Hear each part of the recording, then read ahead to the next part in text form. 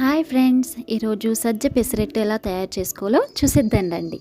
ఒక కప్పు పెసర్లు, ఒక కప్పు సజ్జలు, హాఫ్ కప్పు బియ్యం ఒక రోజు ముందే నానబెట్టుకోవాలి. నానబెట్టుకున్న తర్వాత దాన్ని మిక్సీ పట్టేసుకోవాలి. మిక్సీ పట్టేసుకోవడానికి ముందు కొన్ని పచ్చిమిరపకాయలు, కొన్ని వెల్లుల్లిపాయలు, అదేవిధంగా కొంచెం జీలకర్ర, కొంచెం ఇంగువ, అదేవిధంగా కొన్ని కొత్తిమీర వేసుకొని మిక్సీ పట్టేసుకోవాలి. మిక్సీ పట్టేసుకున్న తర్వాత దానిలో చిటికెడు పసుపు, అదేవిధంగా కొంచెం ఉప్పు కూడా వేసుకొని మంచిగా దోశ కన్సిస్టెన్సీ వచ్చేదాకా దాన్ని కలుపుకోవాలి. కలుపుకున్న తర్వాత దోశ పెనంను మంచిగా వేడి చేసుకొని కొంచెం ఆయిల్, కొన్ని వాటర్ చల్లుకొని దోశను వేసేసుకోవాలి.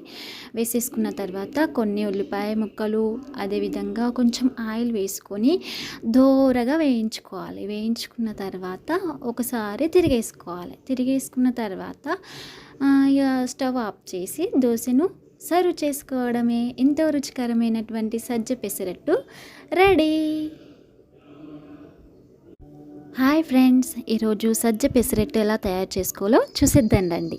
ఒక కప్పు పెసర్లు, ఒక కప్పు సజ్జలు, హాఫ్ కప్పు బియ్యం ఒక రోజు ముందే నానబెట్టుకోవాలి. నానబెట్టుకున్న తర్వాత దాన్ని మిక్సీ పట్టేసుకోవాలి. మిక్సీ పట్టేసుకోవడానికి ముందు కొన్ని పచ్చిమిరపకాయలు, కొన్ని వెల్లుల్లిపాయలు, అదేవిధంగా కొంచెం జీలకర్ర, కొంచెం ఇంగువ, అదేవిధంగా కొన్ని కొత్తిమీర వేసుకొని మిక్సీ పట్టేసుకోవాలి. మిక్సీ పట్టేసుకున్న తర్వాత దానిలో చిటికెడు పసుపు, అదేవిధంగా కొంచెం ఉప్పు కూడా వేసుకొని మంచిగా దోశ కన్సిస్టెన్సీ వచ్చేదాకా దాన్ని కలుపుకోవాలి. కలుపుకున్న తర్వాత దోశ పెనంను మంచిగా వేడి చేసుకొని కొంచెం ఆయిల్, కొన్ని వాటర్ చల్లుకొని దోశను వేసేసుకోవాలి.